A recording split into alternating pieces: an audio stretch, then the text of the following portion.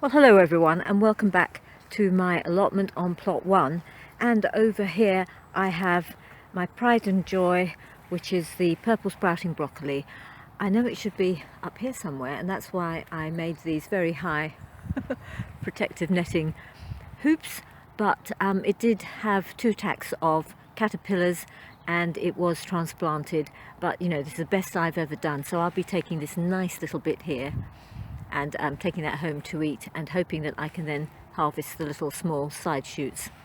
Coming over here is the garlic. How's that doing now?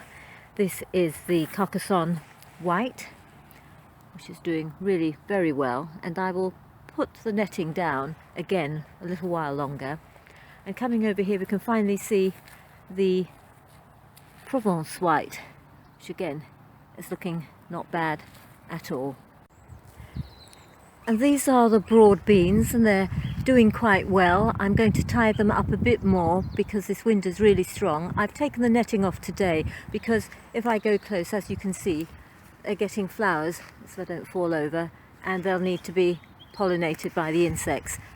And on the other side is the strawberry patch, which I gave myself 2 weeks to sort out, 2 patches.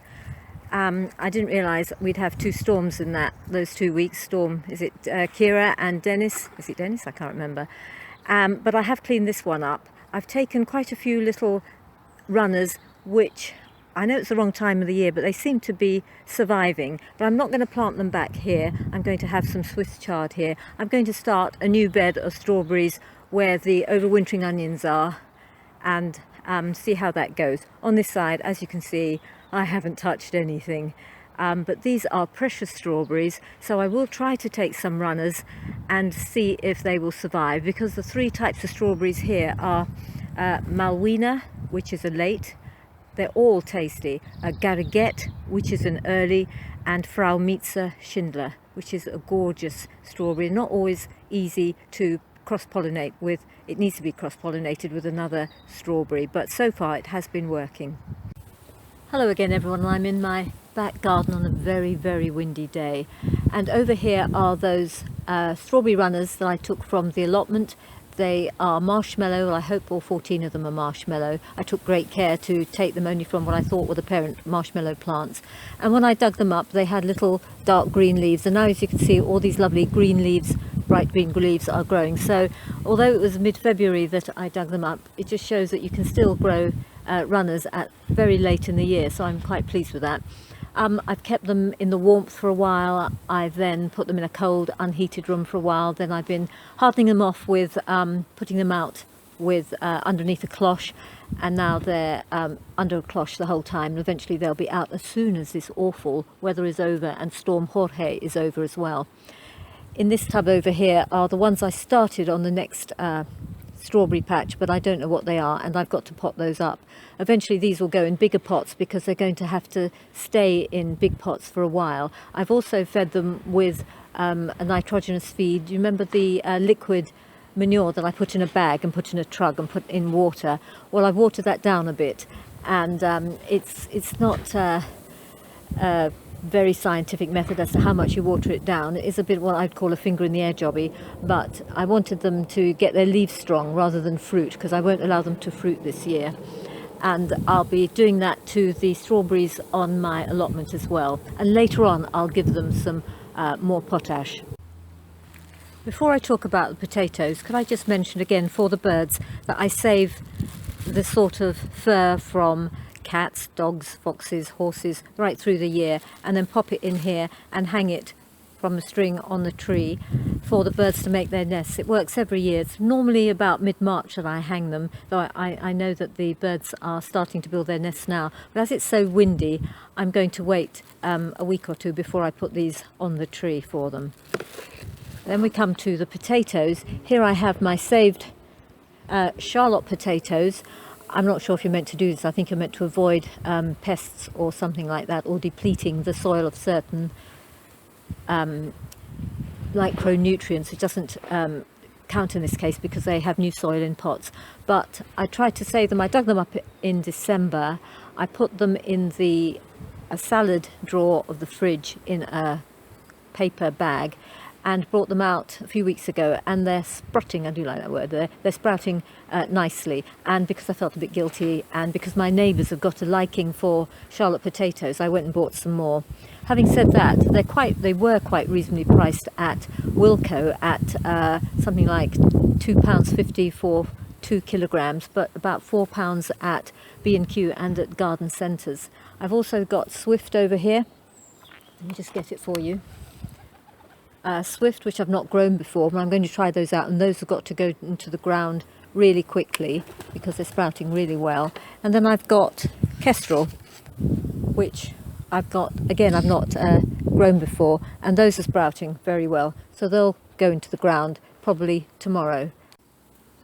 Well, I've had a break of a little shower there, and we're back again, and it's the onions. But before that, I'll just mention I really did enjoy having that little bit of purple sprouting broccoli. I braised it with a little bit of garlic, and I've already sown some more purple sprouting broccoli indoors, and also another type called Claret, which hopefully I'll have a lot more next year. And over there we have the spring onions. The white Lisbon seems to be doing much better than the others. Over on that corner there is the Guardsman, which I know will overtake these white Lisbon once they're in the ground. And they're the free seed of Ishikura, which doesn't seem to be doing as well. This always looks like this, pretty pathetic, because they're grown indoors on the windowsill, and I'm already hardening these out. And once they're in the ground, they'll start to grow straight. Over here, I'm trying this year to do module sowing of Leeks. That's Lion or Leon Price Taker, below zero again, which is a bit of an expensive leek. And over here I'm covering all possibilities by growing some the usual way, Autumn Giant and Bulgarian Giant, which I've not grown before, either of these. And I'll see how it goes. At the moment I'm just hoping that way, the module way, works quite well. But I really messed up on leeks this year, and I don't want to do that again. In the back you can see I've just got some small little onion sets, which I thought was Sturon, but I didn't read the sign properly, the little card properly, and it had been put in the wrong place. So it's turned out to be something called Turbo, which is not bad because it seems to be an AGM, an RHS Award of Garden Merit onion. So let's hope that that works okay. And I'll be putting those into little individual pots today and tomorrow. It's a fiddly, boring job, and be hardening them off later on, and sometime in March be planting them out. Over here I've got golden, what's it called? Golden Gourmet, I think. Oops! Golden Gourmet shallots. I've never grown shallots before, and strange to say I've never even eaten them, but people rave on about them, so I shall have a go this year and see how that goes. Hello everyone, I hope you can hear me in this wind. This is a brief tour around my veggie garden at home, and it's more a soft fruit garden at the moment because there are hardly any veggies in it. I was going to show you how I put the ashes there from my fire on the soft fruit, first of all starting with the plum tree, but as it's blowing so hard I'm going to take those ashes indoors before they fly away. And those ashes are from wood ash, not coal, and they're to help, the potash in them is to help the development of fruits and seeds in the garden. As you can see right in front of me is the end of the perennial kale, Taunton Dean, and I have a few other plants potted up which will replace it. This here is the rhubarb called Early Red, and I grew it from seed about 12 years ago, and I've divided the root again and again, and I've just a couple of weeks ago planted one section of the root, and I'm so glad it's just coming up. I won't be taking any sticks from that this year. I'll just let it develop its roots really well. Sorry about the shadow. It's either this horrible strong winds, bright sun, or heavy rain. And over here is Champaign Rhubarb, which I grew on the allotment, and I dug that up from the wildlife area, and it's got an enormous root, so that's doing really well, and I'm pleased with that. I have put garden compost on both of them. Again, sorry about the shadow. And here is a rhubarb, Timply Early, that someone gave me some sticks of last year, which I found really quite tasty, so I popped another lot in here because I really do like rhubarb. On this plot I have 4 black currant shrubs. There's that one there, ebony, that one there, another ebony, the Ben Sarek there, and the Ben Lomond. You can see the Ben Lomond is the tallest, the biggest, which I haven't actually pruned out well enough this year.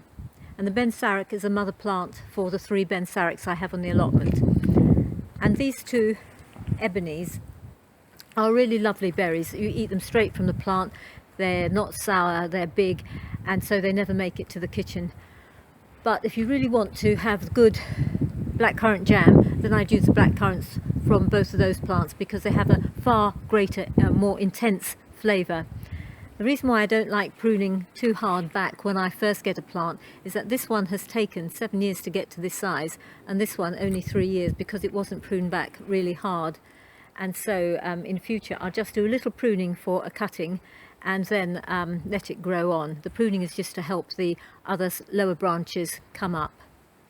And at the back by the fence I have a blackberry called Caraca Black, and this is it. It's a long fruited blackberry. There's another one like it which I didn't buy called, I think it's called Black Butte, spelt B-U-T-T-E. They're from Blackmore Nurseries, and as in its usual practice, its branches came to the ground and it got another little seedling. So I have 2 good plants there. Again, the shadow gets in the way. This is either very strong sun or very heavy rain, so I'm really taking my opportunities to get this done, but it's not ideal. I'd let this grow in the ground and it was full of weeds, and so I've got what I think is another 7 Caraca blackberries, which I'm going to let grow and fruit and then see if they are. I've also cut out, well, dug out some brambles from here, lots of brambles, and the difference is that the brambles seem to have brown roots, brown stringy roots, whereas these have white sort of fibrous roots. So I'm hoping these are Caraca blackberries. And again, these posts are only temporary, and one day I'll get proper posts up and some proper wires up on which to train them. And here's the lovely Pulmonaria, also known as Lungswort. It is a beautiful plant. I have grown the white form called Sissinghurst White, which was okay, and I killed that off after a few years. And I've also grown, I think it's Blue Ensign, and I killed that off after a few years. They're quite nice, but these are just the ordinary ones, and I think they are the most beautiful. And yes, the wind is really very strong. Thank you all for watching. This has been a bit of an experience filming this in the wind, and I'm so looking forward to going indoors. Speak to you soon.